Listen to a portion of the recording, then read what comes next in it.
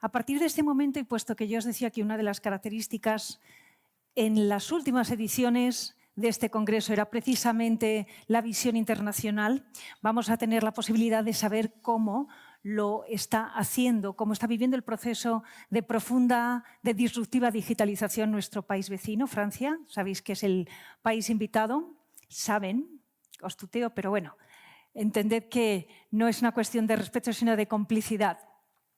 Y vamos a tener oportunidad, como decía, de escuchar a las dos ministras. Por tanto, pido que accedan hasta el escenario Agnès Pannier-Runacher, ministra de Francia, y a Reyes Maroto, la ministra española. Adelante.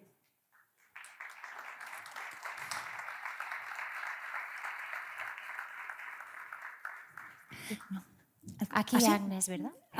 Como nos digáis, ¿no? Sí. Bon. Así. Sí, yo que me confundí. Merci. Merci. Y puesto que tengo más cerca a la ministra francesa, yo creo que sería una buena manera de comenzar este diálogo haciéndonos una aproximación al momento en el que se encuentra el plan de recuperación francés. ¿En qué instante están? ¿Nos lo podría compartir, ministra?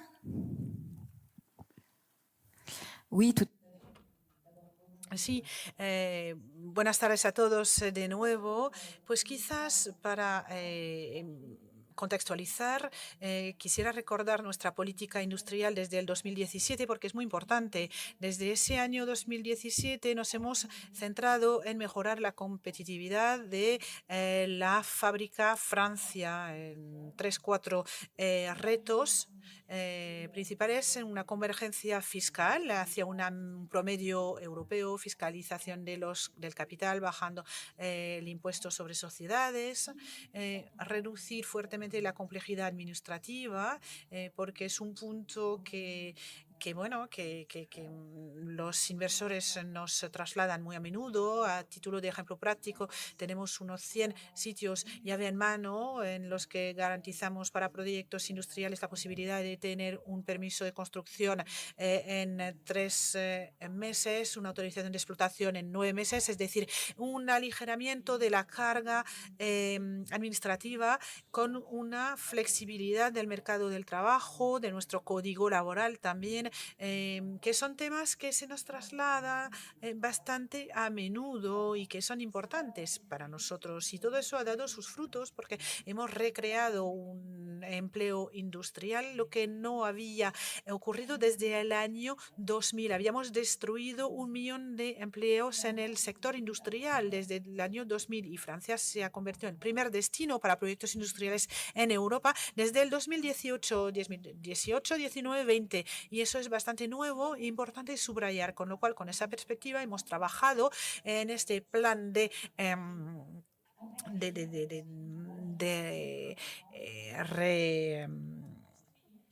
recuperación y bueno, pues hemos tenido una crisis y teníamos todos esos trabajos de innovación, agricultura, en distintos campos que estaban en marcha y bueno, pues hemos puesto en marcha, hemos confeccionado este plan de recuperación de forma muy rápida con 3 prioridades.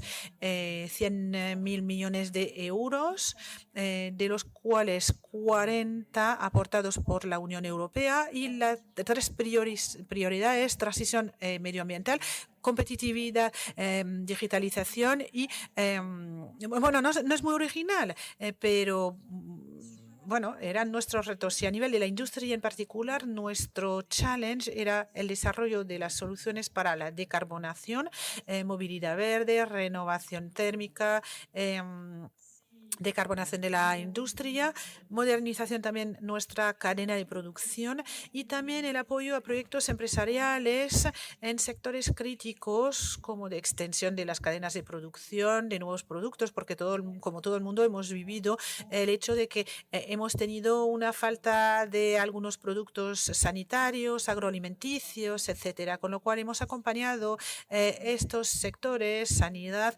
electrónica, 5G, nuclear, etcétera, los hemos acompañado.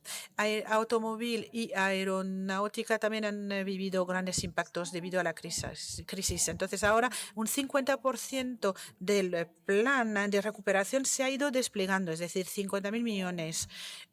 Y en el tejido industrial, el 90% de los créditos se han ido desplegando. Eso representa más de 10.000 empresas cuyos proyectos han beneficiado de nuestro acompañamiento, teniendo en cuenta que el tejido francés son 33.000 empresas con un gran número de más de 5.000 empleados.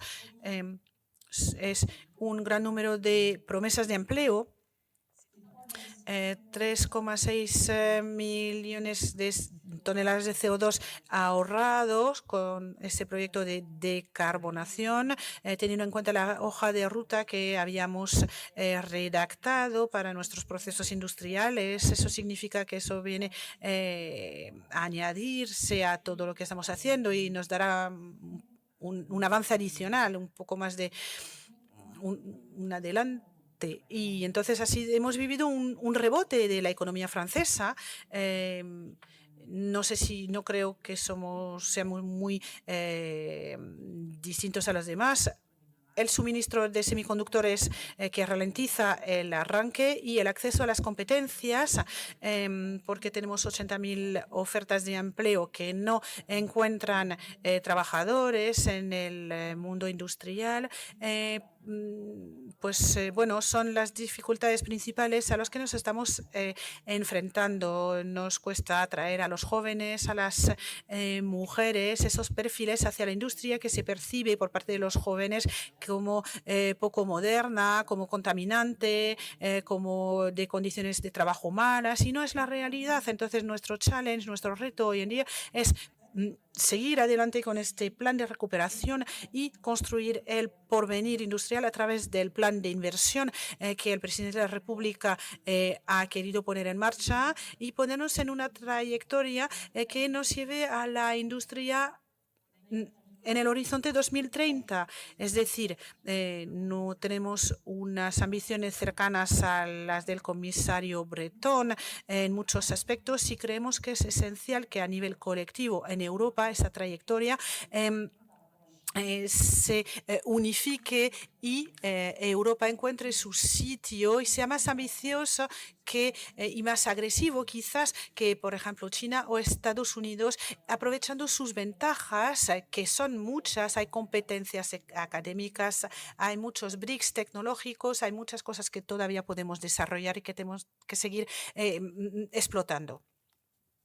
A preguntarle después, perdón, que si no, se me acoplan los dos sonidos. Luego le preguntaré en concreto por ese plan que ha llamado su presidente Francia 2030. Me pareció muy singular ayer en la rueda de prensa cuando lo comentaba. Y sobre todo en ese posicionamiento que también usted ha, de una forma tan certera, relatado respecto de Europa. Antes quiero preguntar a la ministra española, ¿cómo nos hemos acostumbrado los españoles, ministra Maroto, a pronunciar un concepto que son los ERTE y ahora tenemos que acostumbrarnos a pronunciar otro que son los PERTE, ¿verdad? Esos proyectos estratégicos para la recuperación y la transformación económica que impulsa desde el Ministerio. Me gustaría que nos explicara, por supuesto, en qué consisten. Y sé que me va a hablar de ello, pero yo por si acaso me adelanto. Hay un efecto tractor de estos proyectos en un sector que es muy importante para la economía española, como es el de la automoción. Es importante por su contribución, es estratégico por su contribución al Producto Interior Bruto, lo es por el empleo directo e indirecto, por su aportación en la balanza comercial. Entonces, también de forma concreta me gustaría que nos explicara cómo van a marcar el futuro de la automoción. Muy bien, bueno, primero muchas gracias.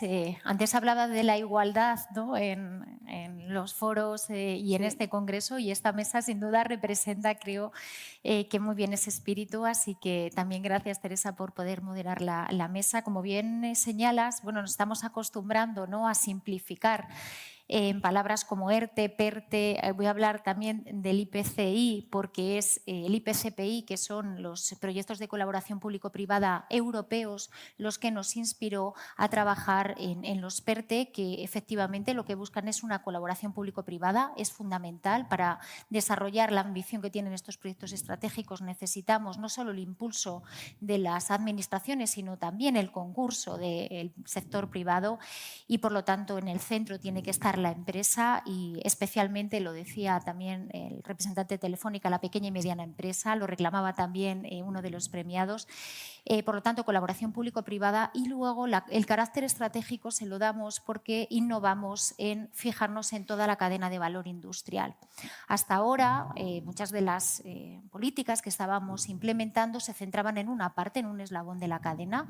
Pues financiábamos, en el caso, ¿no?, que luego hablaremos de la automoción, pues la automatización de las plantas o la mejora en los procesos o en el producto, pero no trabajábamos con cadena de valor, que es compleja, y en nuestra experiencia, cuando llegamos al gobierno, de trabajar en Europa en esa colaboración público-privada mucho más compleja, porque trabajamos distintos países. Luego hablaremos, por ejemplo, en el ámbito de las baterías o el último IPC de microelectrónica, cómo estamos colaborando con Francia o con Alemania, y colaboran muchas empresas de distintos países en un objetivo común, que es, en este caso, el ámbito bien de la electrificación, de la cadena de valor del sector del automóvil.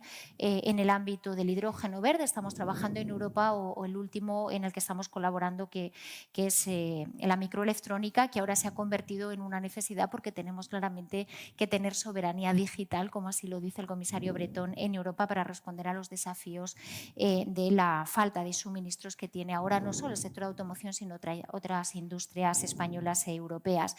Y por lo tanto hemos sido, yo creo que muy innovadores en cuanto a tratar de liderar también desde España, no solo con empresas españolas. El ecosistema que hay de empresas en España es un ecosistema que está muy internacionalizado, y aquí tenemos CEOs de empresas alemanas, francesas, italianas, incluso de fuera de la Unión Europea, y con, yo creo que el acompañamiento de las administraciones, pero son las empresas y son, como bien decía también ABB, el identificar problemas es una concepción distinta.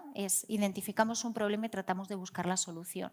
Y ese es el concepto también de misiones que estamos trabajando en la Unión Europea y que trasladamos también a los fondos europeos. Por lo tanto, es innovador, pero yo creo que contamos con fortalezas. Una de ellas es que en diciembre sacamos lo que se llama en inglés el Call of Interest, una manifestación de interés, donde preguntamos a las empresas cuáles eran los proyectos que ellos creían que se necesitaban para abordar la transformación de nuestras cadenas de valor, y fruto de esa información hemos podido trabajar primero en el PERTE de electrificación del vehículo, en el que ha sido el primero que hemos presentado, pero que también estamos trabajando en el ámbito de la salud. Como decía la ministra, es un ámbito en el que la pandemia pues, nos ha pillado un poco despistados. Cuando veíamos que teníamos muy pocas cosas, y eso nos hizo reforzar capacidades industriales, y hoy, bueno, pues Europa puede ser también un centro de investigación,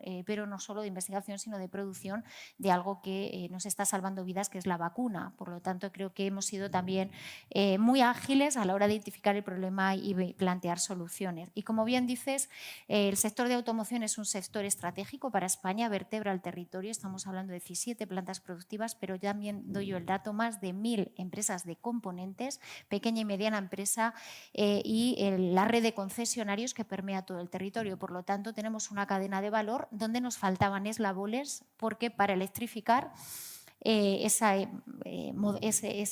sector necesitamos pues empezar por reservas de litio que tenemos, fábricas de baterías que no tenemos, y tenemos la ambición de que podamos llegar a tener fábricas en España. Aprendemos mucho de otros países que la tienen y de la ambición, como decía, de Francia o Alemania, que han sido fueron los primeros en identificarlo en la alianza de las baterías.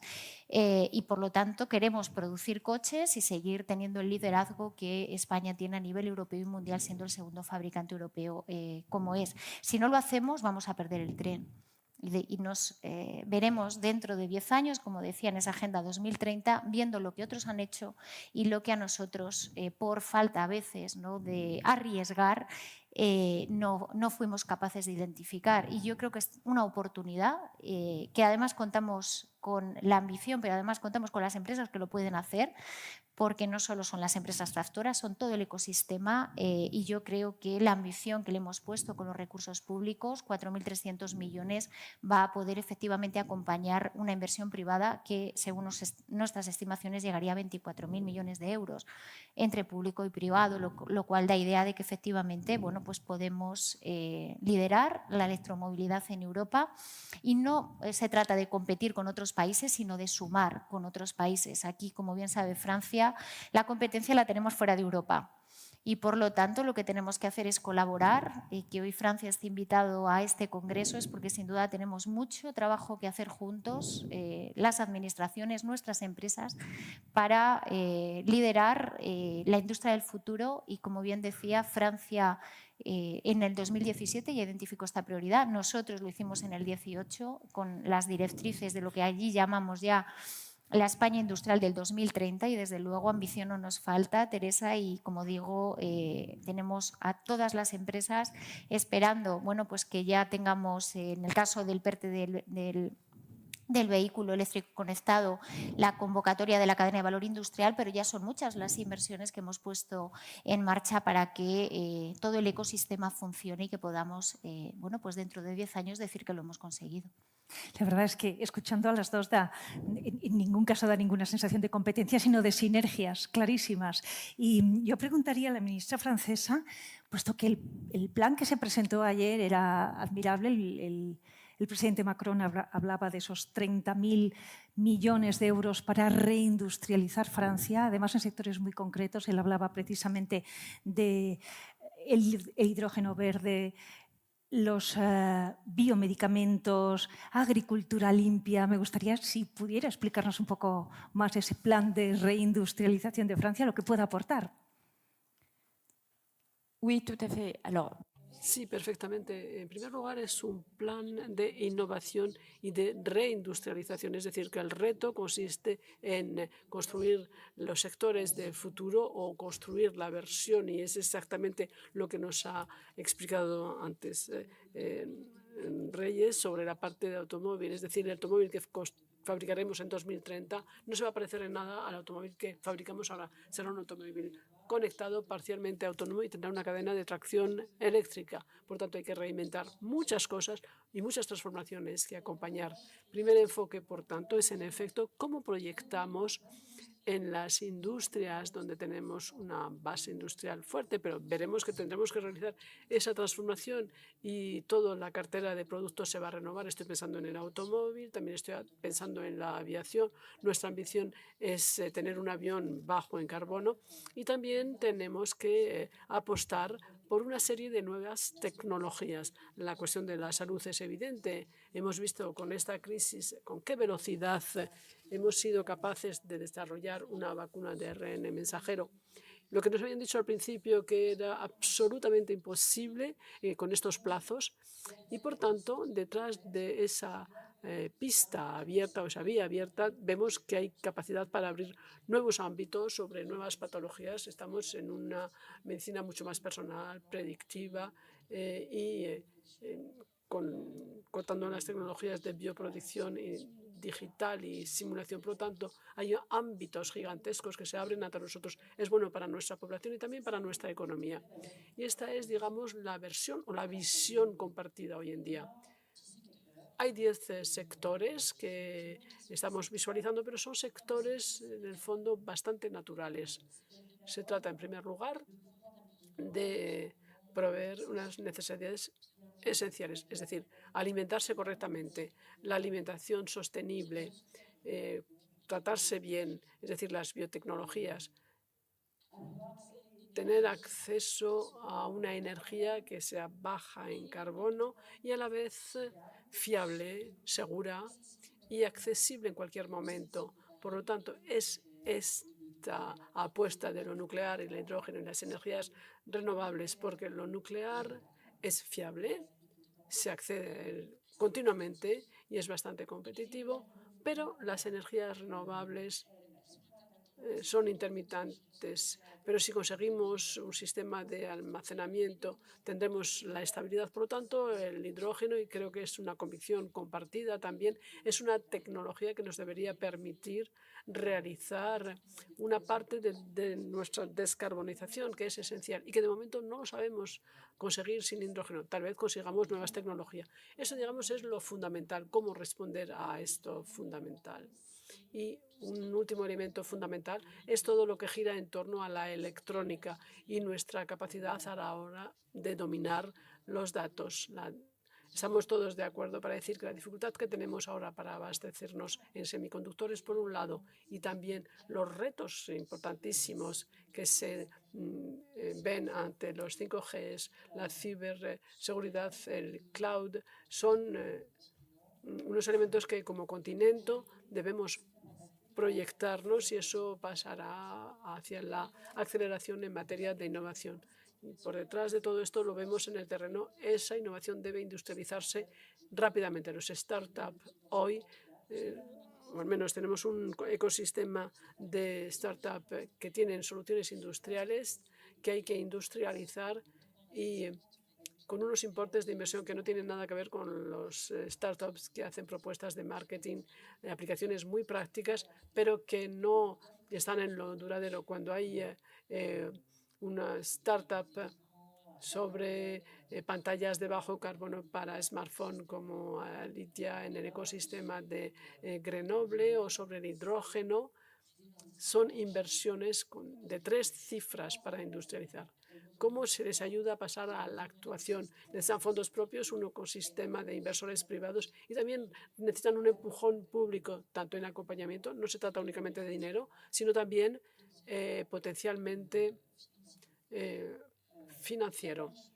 Y lo último que es importante, podría volver sobre los retos de soberanía en materia de acceso al espacio, los lanzadores reutilizables, los nanosatélites.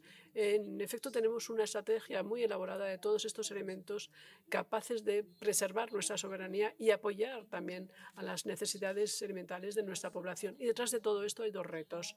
Un reto de competencias y en este plan tenemos una vertiente competencias, acompañamiento para formar hacia nuevas profesiones, y eso se ha dicho en la mesa redonda anterior, muy razonado, muy argumentado.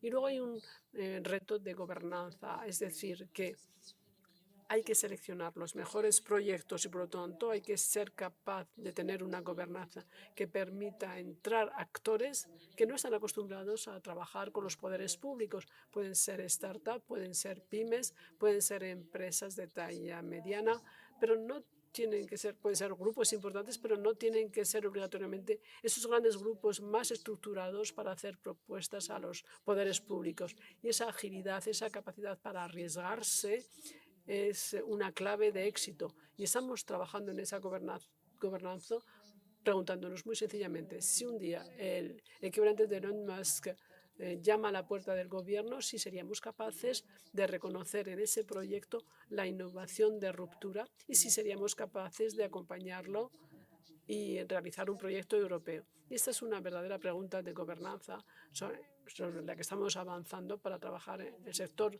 privado y el sector público con los expertos académicos. Interesantísima la reflexión y la propuesta de la ministra. Yo me la voy a guardar para dentro de un rato porque quiero su opinión también. Ahora sí le preguntaría, puesto que he hecho un retrato, la ministra francesa muy aproximado de las áreas de incentivación, de reindustrialización, me gustaría que lo hiciera desde la perspectiva española y cómo puede ser el gobierno un catalizador de esa modernización del tejido industrial, cómo va a serlo, no solo de la gran empresa, de la pequeña y mediana empresa en los próximos años, donde además hay 2 elementos que usted ha mencionado en sus aportaciones hoy, la transición verde, por supuesto, y la propia transformación digital, que es la base troncal, ¿no?, que nos ocupa hoy. Bueno, nosotros hicimos también en el 2018 un trabajo de análisis profundo sobre cuáles eran las fortalezas, pero también las debilidades de nuestro tejido productivo y empezamos a trabajar con el ámbito de lo que llamamos las agendas sectoriales. Hemos aprobado, creo que 8 o 9, no hemos aprobado más porque no nos hemos podido centrar solo en la parte, sobre todo en la pandemia, en la parte más prospectiva, pero tenemos agendas de país identificadas, desde luego de la industria de automoción, la primera de la que hemos hablado antes, pero también el sector agroalimentario, el sector de la salud, que surge también como consecuencia de una necesidad, el sector de la papel, el químico, el refino, la industria eólica, el sector aeronáutico, en fin, nosotros sí que tenemos, como digo, un mapa y un mapa además donde hemos querido también vertebrar el territorio para ver cómo efectivamente esa industria, que además se ha puesto de manifiesto en los premios, como es una industria que a veces está lejos del entorno de las grandes ciudades. No es el caso de algunas que conocemos muy próximas a las ciudades, pero sí los premios que hoy hemos dado pues son empresas que están en esa mal llamada España vaciada. Y me he olvidado, por ejemplo, de la industria naval, que también aprobamos la agenda sectorial hace 2 años. Sobre esa base empezamos a construir efectivamente cuáles eran las fortalezas y debilidades y cuál era el acompañamiento público que nosotros teníamos que poner a disposición de todo el clúster, de toda la cadena de valor, porque digo que la configuración de los fondos europeos nos permitía trabajar en grande, ¿no? Es lo bueno de recibir 140.000 millones de euros, que todo lo que teníamos en pequeñito, lo decía Raúl, con los clúster apenas teníamos 8 millones de euros presupuestados y vamos a sacar una convocatoria de 40 millones de euros escalable para los próximos años 22 y 23. Por lo tanto, da idea de la profunda transformación que desde lo público podemos hacer, pero insisto, siempre contando, como decía Agnès, con el sector privado, que son realmente los pilares de esta transformación. Y como bien dice, Agnès ha hablado mucho de innovación. La base para hacer todas estas transformaciones es primero empezar a probar. Hablaba antes de las misiones, que es un concepto, ¿no?, muy europeo, muy de Mazzucato. Nosotros empezamos el año pasado a trabajar desde el CEDETI con este concepto, que lo que hace es identificar un reto en el ámbito de la movilidad, de la salud, de la dependencia. Tenemos también una misión que aborda el tema de los cuidados, por ejemplo, o el ámbito de las capacidades que tienen que tener nuestros trabajadores para absorber también los cambios tecnológicos que tenemos que desarrollar. Y eso nos permite bueno, pues aunar, como digo, desde todo lo que estamos haciendo en distintos ministerios, bueno, pues una estrategia muy ambiciosa de política industrial en la cual todo empieza a casar. Empieza a casar los proyectos que tienen las empresas, que ya piensan efectivamente en los desafíos del 2030, es decir, ¿qué tengo que hacer yo para que en 2030, no decía Telefónica, deje un mundo mejor, o para que esté conectado y por lo tanto no me quede fuera de la transformación digital que estamos abordando de una manera acelerada? Pero también generando oportunidades en el medio rural, que es muy importante, y eso la industria, el comercio y el turismo, que depende de mi ministerio, son palancas claves para generar oportunidades en ámbitos donde de otra manera es muy difícil asentar población.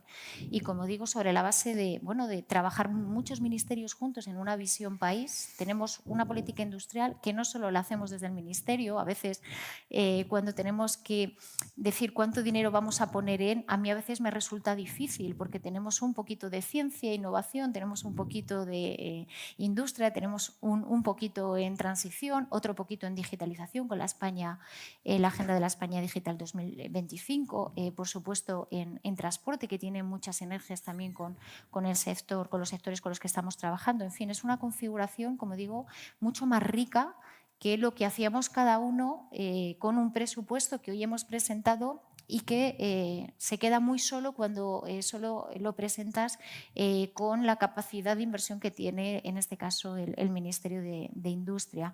Por lo tanto, como digo, creo que hicimos muy bien identificar cuáles eran los sectores sobre los que apalancar luego las inversiones. Hemos tenido la suerte de poder acceder a los fondos europeos. Creo que ha sido la respuesta de Europa una respuesta ejemplar, porque Claramente, el acceso a las vacunas de una manera centralizada nos ha permitido también acelerar la recuperación y dar a la pandemia una respuesta mucho más rápida, pero es que además sentamos las bases ahora de una reactivación económica que va a ser más rápida y mucho más profunda gracias a que vamos a poder contar pues con unos fondos europeos que están pensados para la transformación, no están pensados para volver, yo lo digo, a como estábamos en el año 2019. Son reformistas y, por lo tanto, tenemos que también hacer mucha pedagogía con las empresas que presentan proyectos que son muy interesantes, pero que no son disruptivos, para pedirles un poquito más, y en eso yo también agradezco que está aquí todo el equipo de industria, todas las subdirecciones, porque están realmente llegando a todas las empresas que nos llaman a los territorios, haciendo seminarios de trabajo y tratando efectivamente de acercar esto y de que esto es una oportunidad, pero hay que presentar proyectos transformadores donde claramente la ambición se convierta en una oportunidad, pero es un desafío para muchas empresas y claramente les tenemos que ayudar en centrar bien el proyecto para que todos lleguemos, ¿no?, a los hitos que nos hemos marcado, que, como digo, son ambiciosos. Esa pedagogía de la que habla usted es imprescindible en varios niveles y he detectado que es una inquietud de ambas, ¿no? La propia pedagogía de explicar a los más jóvenes que la industria no es un modelo productivo del siglo pasado, sino de este, ¿verdad? La pedagogía de explicar lo que significa el proceso disruptivo donde estamos y que esto no es opcional, no es una apuesta, sino que hay que ir adelante. La ministra francesa antes ha mencionado algo que me parece esencial y además era una aproximación global completa de toda Europa. Es decir, hay una industria europea que tiene una serie de prioridades que tiene que abordar para seguir manteniendo una autonomía estratégica frente a lo que tenemos en el exterior. ¿Cómo se hace? ¿Cuáles son las prioridades? ¿Cómo se puede abordar? ¿Cómo cuidar y proteger?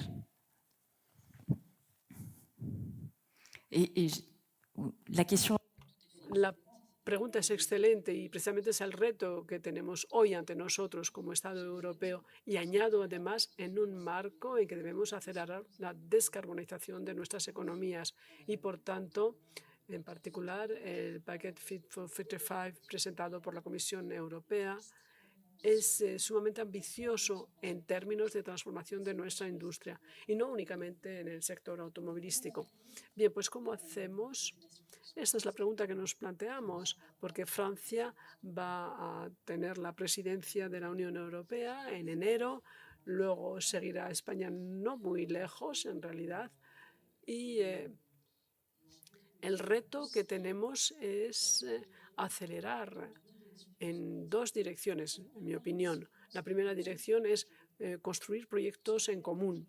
Proyectos en común, por ejemplo, lo que llamamos Important Projects of Common Europe Interest, es decir, lo que hemos hecho sobre la batería eléctrica, lo que hemos hecho también sobre la microelectrónica en dos ocasiones ya, y lo que acabamos de lanzar sobre el hidrógeno.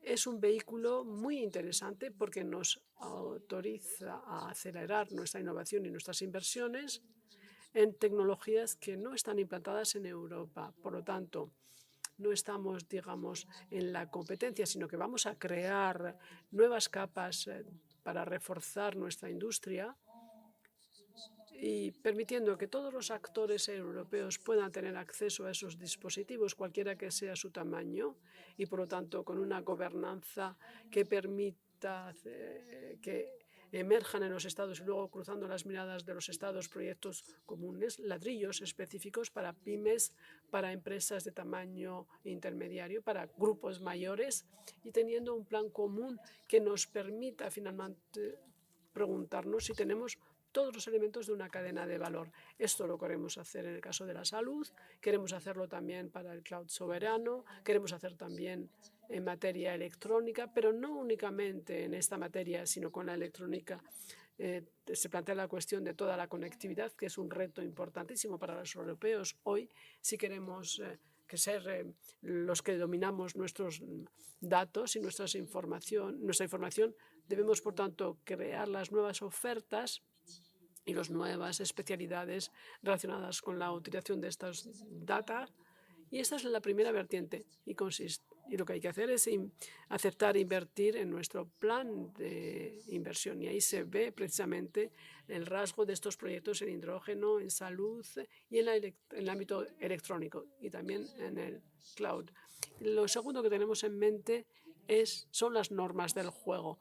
Cómo organizarnos respecto a las normas o las reglas del juego para que no tengamos una actitud proteccionista, porque sabemos todos que el comercio internacional ha sido una de las palancas de crecimiento en estos 70 últimos años, pero no obstante hay que poder conseguir esa competencia en igualdad de condiciones y todo el reto es que una empresa europea que tiene una agenda medioambiental exigente, que va a reducir sus emisiones de gases de efecto invernadero, se ponga en el mismo nivel que una empresa extranjera que importa bienes. Si la empresa extranjera tiene una huella CO2 muy baja, pues bienvenida sea. Si la empresa extranjera tiene una huella CO2 alto, pues debe pagar un billete de entrada. Y doy este ejemplo porque es bastante transversal y emblemática, es el mecanismo de ajuste de carbono en las fronteras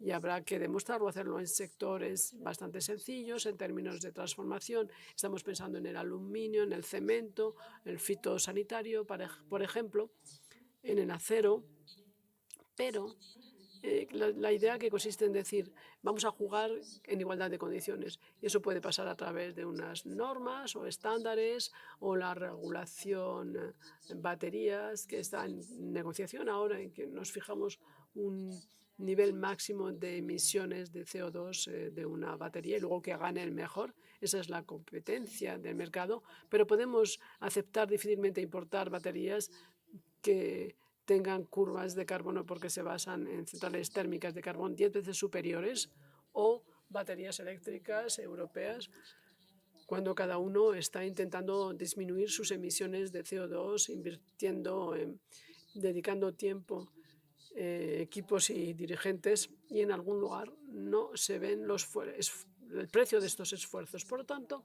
estos dos aspectos y probablemente también hay que tener una visión de la competencia renovada. Es decir, hay que conseguir que nuestro mercado sea cada vez más único. Estoy dando el ejemplo de los startups, lo he dicho antes. Una startup, para que pueda conquistar 27 países, pues eso requiere mucho tiempo. Y si se pudiera conquistar un único espacio económico de 450 millones de personas sería muchísimo. Es, por cierto, lo que hacen las startups cuando van a China o a Estados Unidos. No es apelar al dinero, sino apelar al mercado. Por el contrario, hay que poder también construir o elaborar unas normas comunes y centrarse en el hecho de que estamos menos en competencia unos con otros, que nos conozcamos mejor y es verdad que hay veces contratos que pasan de un proveedor español o un alemán, un italiano o un francés, pero en el fondo la cuestión de la competencia debe suceder entre grandes zonas regionales y hay una necesidad de acelerar en Europa. Lo hemos visto recientemente, se ha visto con la crisis sanitaria, se ha visto con las desorganizaciones de las cadenas de producción y se ha visto porque a veces dependíamos de una única planta que estaba en un único país y que si a esta les surgía un incidente, algunas plantas han estado bloqueadas por un incendio en una fábrica en Malasia o en China, o que pueden depender también de una ambición geopolítica o de una dificultad, una catástrofe natural. Y nada está exento de una crisis sanitaria. Y por lo tanto, de este modo, debemos, creo, que crezca nuestra interdata. He hablado de la competencia. Hay que compensar que el mercado es global. Miren las consideraciones en el mercado europeo cuando estamos en un mercado global. Tal vez esto no sea el sentido de la historia. Mirad las cuotas de mercado pasadas cuando la competencia aumenta y que hay nuevas personas que entran, que pueden rápidamente coger el 20, el 30, el 40% de un mercado. Hay que ver esa competencia de forma dinámica y ver cuál es la realidad, la intensidad competencial en el mercado. Y hay temas donde podría haber un gran actor europeo con competencia respecto a las grandes empresas chinas o americanas, y sin embargo la competencia europea seguiría siendo muy alta. Venimos del Consejo de Competitividad de la semana pasada, donde efectivamente hemos abordado todo el tema de lo que es la soberanía industrial, ¿no? Y es muy importante lo que señala. Trabajar juntos será fundamental para dar una respuesta primero a los retos, ¿no?, que tenemos. Y primero tenemos, digamos, el ecosistema local, pero nosotros somos globales. Francia y España comparten además esa visión de colaboración conjunta desde lo público y desde lo privado. Y como bien dice, en igualdad de normas, el trabajo que estamos haciendo en los IPCs europeos es muy importante porque la escala en estos proyectos hace que podamos financiar y superar, digamos, un umbral de ayudas de Estado que siempre la Comisión Europea establece para que bueno, las reglas de juego sean similares entre países. En los IPCPIs se amplía la capacidad de inversión que tenemos y eso facilita claramente la escala de los proyectos. Y como bien decía, con igual de competencia leal, y España y Francia somos los más activos defendiendo el border tax del impuesto en frontera, porque efectivamente consideramos que el esfuerzo que está haciendo las empresas europeas a la hora de descarbonizar la economía tiene también que ser reconocido en igualdad de condiciones con otros países que no están haciendo este esfuerzo y que pueden entrar en el mercado europeo sin ningún coste, ¿no? Y es bueno, pues algo que estamos defendiendo, ya está en la agenda europea. Nos ha costado más de 1 año y medio que se comprometiera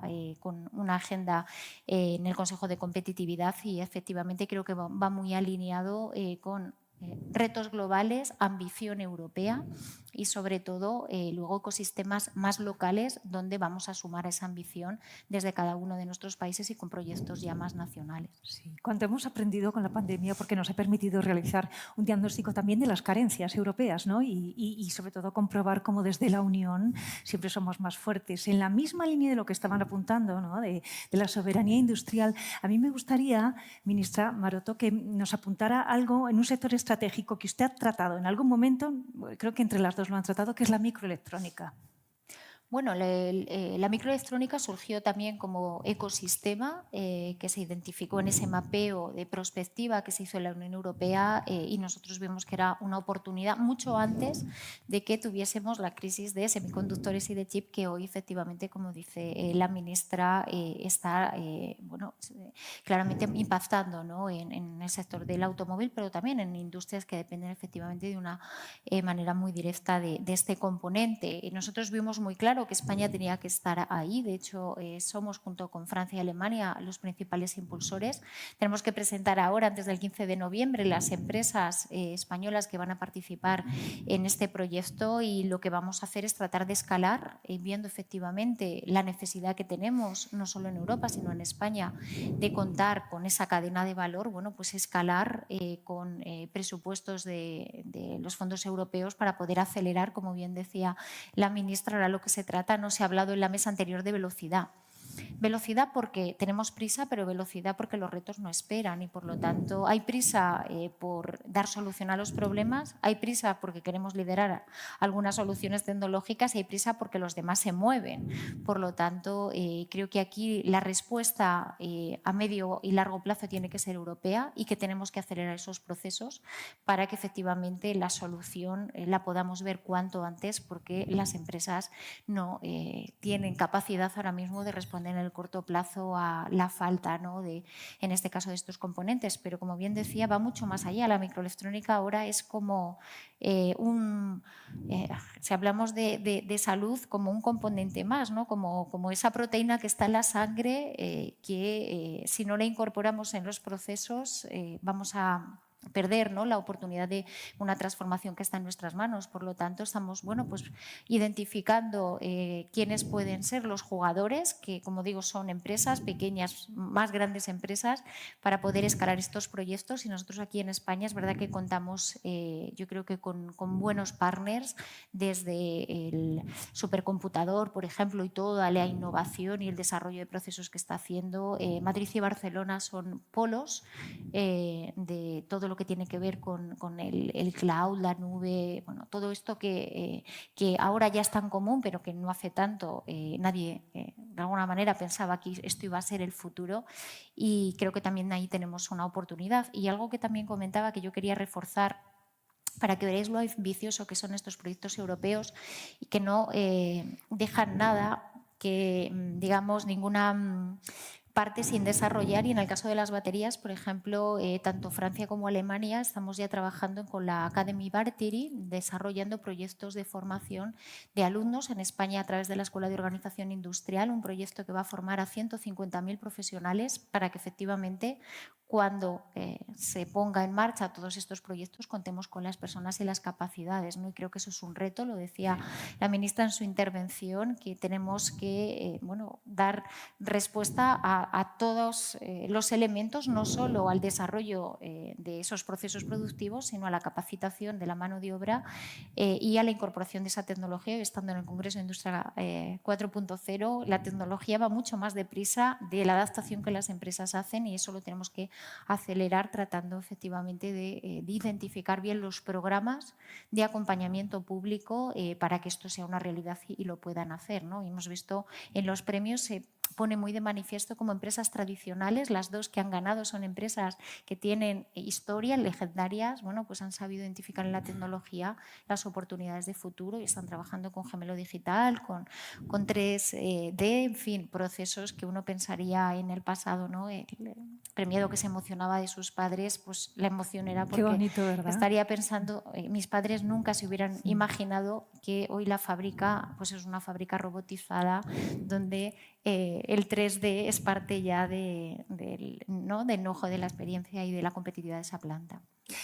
Que estén ustedes dos aquí, dos ministras europeas, y les estén escuchando, por supuesto, en streaming muchísimas personas, pero aquí presencialmente CEOs de las grandes compañías españolas, representantes de la industria de este país, significa que la cooperación, la colaboración público-privada es imprescindible para alcanzar esos objetivos de reindustrialización, de profunda y disruptiva transformación digital que nos hemos propuesto. Me gustaría que ambas hicieran una valoración de esa cooperación. La ministra francesa ha apuntado cosas interesantísimas que yo creo que usted las estaba escuchando y diría, pues también me gustan, ¿no?, para mi país. Nos empezamos por la ministra Maroto y terminamos con usted, ¿le parece? Bueno, yo he basado efectivamente todos los proyectos tractores que tenemos que hacer en la colaboración público-privada. Creo que la manera de trabajar no tiene que ser de arriba abajo. Muchas veces, pues desde el Gobierno estamos alentados, ¿no?, a pensar, pues esto es lo que necesita la empresa, la industria. No, es al revés. Lo que tenemos es que escuchar lo que están haciendo y lo que quieren hacer, dónde quieren innovar, dónde quieren invertir para hacer el acompañamiento público. Y ese es el éxito, la colaboración público-privada. Por lo tanto, a los que están y a los que nos escuchan, pues yo creo que estamos en una oportunidad única en la cual tenemos que abordar transformaciones que ya son presentes. Me ha encantado, ¿no?, hablar ya de España 5.0. En Japón ya no le ponen número, le ponen una X, porque son visionarios en cuanto a la rapidez de los cambios tecnológicos. Y como digo, lo que tenemos es que estar muy cerca de estas disrupciones, acompañar para que efectivamente desde la innovación se pueda hacer esa transferencia tecnológica a las empresas.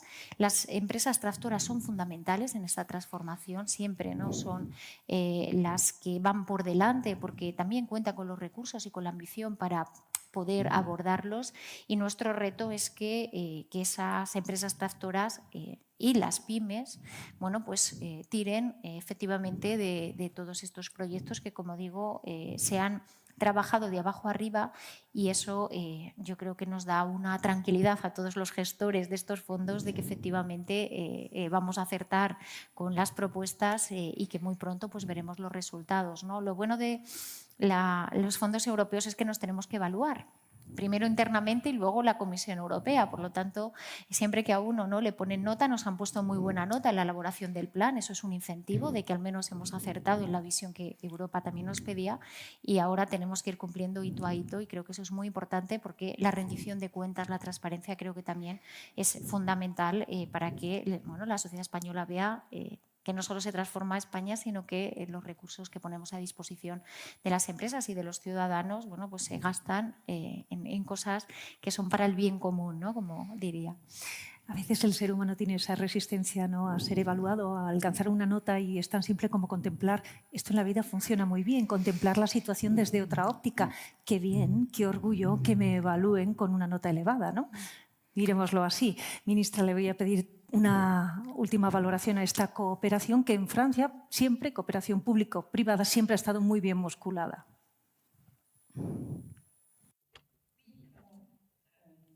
Sí, efectivamente, pues si hoy en día vemos esta cooperación público-privado, tenemos el Consejo Nacional de la Industria, que es una instancia que bueno, pues la idea es que hablen los empresarios y las organizaciones sindicales, y también que puedan hablar los representantes de la sociedad civil y las ONGs, porque no podemos estar todos siempre de acuerdo en todo, porque si no sería muy aburrido.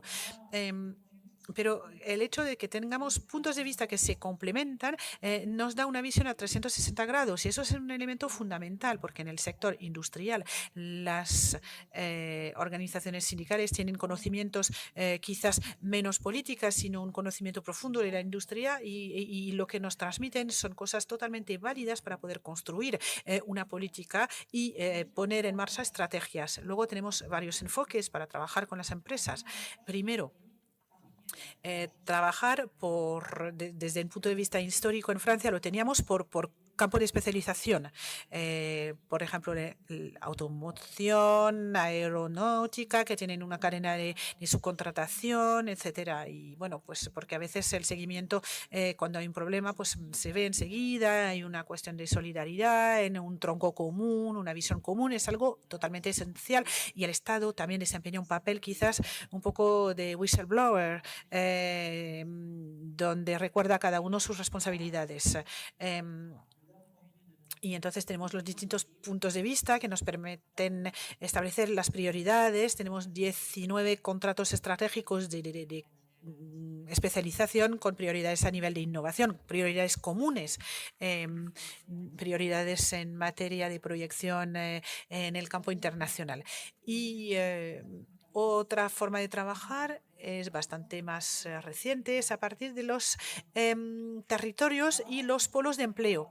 Es decir, en vez de tener una empresa que va a tener un nivel local y quizás, bueno, tenemos las regiones, pero que están menos dotadas de competencias que, por ejemplo, las comunidades autónomas españolas, pero que tienen cierta competencia en términos de desarrollo económico. Vamos a tener un conjunto industrial con un conjunto de delegados que van a hacer un conjunto territorial que lo comparten con la región que tiene la competencia de desarrollo económico y los servicios estatales.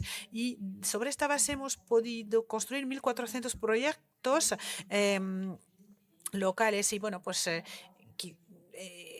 por ejemplo, el alojamiento quizás no tenga nada que ver, pero una zona de alojamiento cuando se desborda, no podemos atraer competencias. En otros territorios hay un problema que es la accesibilidad, autovías, autopistas, aeropuertos. Entonces, pues bueno, los industriales locales saben perfectamente que si quieren desarrollarse, tienen que resolver este aspecto. En otros territorios el reto será el desarrollo de competencias, por ejemplo, donde la tasa de desempleo, aunque el promedio sea alrededor del 8% a final de año, más o menos, el más bajo desde antes de la crisis de 2008, pero en algunos territorios la tasa de desempleo ya está en un 4%. Entonces la pregunta va a ser cómo atraemos las competencias en esos territorios, con lo cual es una cosa que es bastante nueva y funciona relativamente bien, porque los elegidos locales trabajan normalmente con proyectos industriales y a nivel colectivo son sobre los factores tractores de un territorio. Y luego, tercer punto, las startups, porque es un motor de empleo industrial y nuevos proyectos, y luego porque las startups hacen que tienen una configuración que no pueden dar la misma respuesta que las empresas clásicas, de corte clásico, con lo cual tenemos un acompañamiento especial para garantizar que no se encuentren un poco en un punto muerto entre el momento en el que desarrollan el proyecto y el proyecto se convierte en un sitio de producción. Es decir, que no se queden a medias. Entonces es un acompañamiento y bueno, luego pues hay aspectos metodológicos. teniendo en cuenta los distintos intereses. Hemos trabajado mucho en ese aspecto para mejorar nuestros conocimientos del tejido industrial. La crisis sanitaria en ese sentido ha sido una oportunidad porque ha acercado las empresas de los servicios administrativos, porque en todos lados hemos tenido que responder a necesidades de protocolos sanitarios, circulación de vehículos logísticos o problemas de tesorería, de cash para algunas empresas. Todo ese tipo de cosas hace que todo se ha fluidificado y se ha hecho a nivel territorial entre jefes de empresa y servicios administrativos del Estado, con lo cual hemos tenido una respuesta caritativa mejor.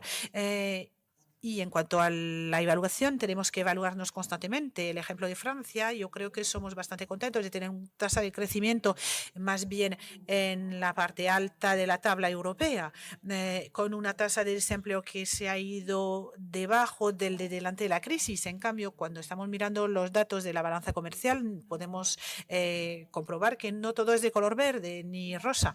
Entonces, tenemos que compartir el análisis que hacemos y compartirlo con las empresas, porque eso tiene su importancia.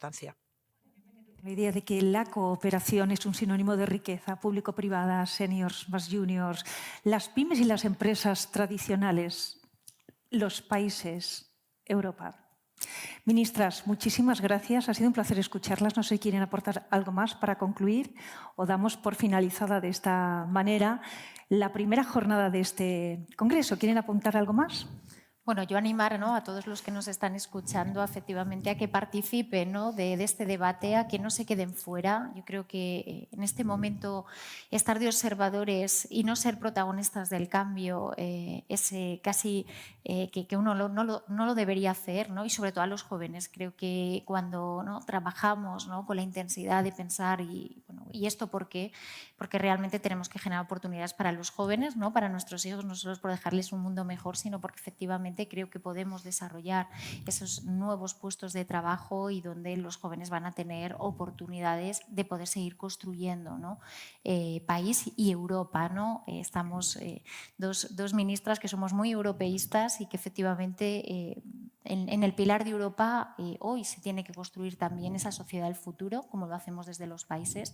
Así que animarles a que sean protagonistas. Se puede hacer de muchas maneras, pero desde luego aquí no vale quedarse sin hacer nada porque hay mucho por hacer, sobre todo después de una pandemia que nos ha hecho reflexionar mucho sobre, como bien decía Agnes, debilidades que teníamos, pero también oportunidades, y creo que es un momento esperanzador para construir los pilares, ¿no?, de una sociedad pues más moderna y que tenemos que tener la ambición y desde luego en este proceso, ¿no?, apelar a que todos van a tener desde luego en este gobierno y en este Ministerio de Industria su casa, porque estamos deseosos de conocer proyectos, de atender, ¿no?, a esos jóvenes que quieren ser parte también de la solución. Y bueno, pues este congreso brinda esa oportunidad para que la voz de todos se escuche y que podamos construir entre todos un proyecto que es ilusionante, que es difícil, pero como digo, España siempre se crece ante las catástrofes, así que esperemos que esta vez, de nuevo, como lo hemos hecho con la pandemia, lo decía, ¿no?, con lo difícil que era tener una vacuna, y aquí estamos,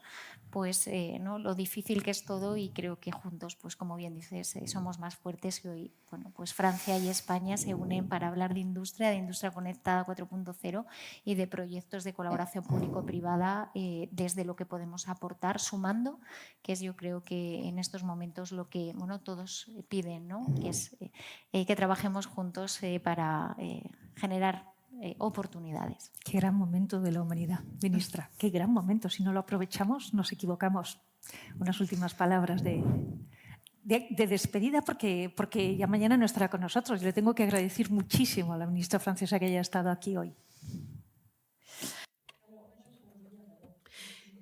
Para mí, ante todo, ha sido un placer y es un placer acoger empresas españolas en Francia, los que ya tienen su sitio, los que quieren establecer partenariados, los que quieren trabajar en objetivos estratégicos, porque estoy convencida, yo nací en el 74, es decir, un año después del Reino Unido, yo he vivido muy mal el Brexit como símbolo, no hablo de retos políticos, era un símbolo. Para mí era un remanso de paz a nivel económico, de creación de valor para todos los europeos y ha sido un golpe muy duro para mí. Ahora, colectivamente hemos trabajado sobre la conectividad de los campos industriales. A mí lo que me llama la atención es la diferencia entre la realidad de nuestros sitios, de nuestras plantas industriales y la mirada de nuestros compatriotas. Quizás en España sea un poco distinto, pero en Francia es violento. La palabra es fuerte, pero es así. Y hay que hablar de la industria positivamente, pero enfrente nos encontramos con respuestas violentas. Nos dicen, estás desconectada, no entiendes nada, no tienes ni idea. Y entonces hay que trabajar in situ para poder hacer cosas. Eso es nuestro reto. Eso significa abrir las plantas, las fábricas, explicar lo que se está haciendo ahí, cambiar los métodos de reclutamiento porque hay que ir a buscar a los jóvenes, las mujeres, los jóvenes, las personas que están en el paro desde hace mucho tiempo. Y también necesitamos las empresas, lo quería decir, necesitamos que las empresas se impliquen junto a nosotros a nivel de la Unión Europea, por la Unión Europea, para reconstruir esta ambición industrial que se está viniendo abajo.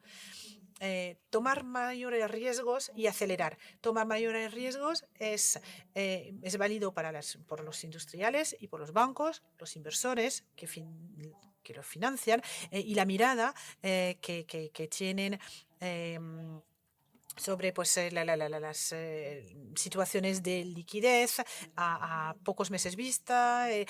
Todo eso quiere decir que los poderes públicos, las empresas, todos tienen que enfrentarse a la posibilidad de un fracaso, evaluar las posibilidades en cada momento. Cuando tenemos un fracaso pero dos éxitos enfrente, eso merece la pena. Que es la propia vida. ¿A que sí? Exactamente. Muchísimas gracias a ambas. Este es el final de la primera jornada del Congreso Industria Conectada 4.0. El cuarto ya, mañana volvemos. Llegamos a las 9 de la mañana. Les pido puntualidad, por supuesto, por respeto también a los que están al otro lado y por los ponentes que tendremos mañana. Va a ser una jornada interesantísima. Vamos a conocer más de cerca los programas de financiación y las ayudas que ha puesto en marcha el Ministerio para esta transformación digital y verde de la que estamos hablando desde que nos hemos saludado. Y además vamos a conocer casos de éxito, es decir, cómo algunas empresas los han puesto en marcha de forma exitosa, lo cual se va a convertir también en una especie de luz en el camino, ¿no? Catalizadores para aquellos proyectos y aquellos planes que están arrancando justo en este momento. Gracias por escucharnos, por estar muy atentos y atentas. Que descansen ustedes y esta mañana a las 9 de la mañana. Gracias.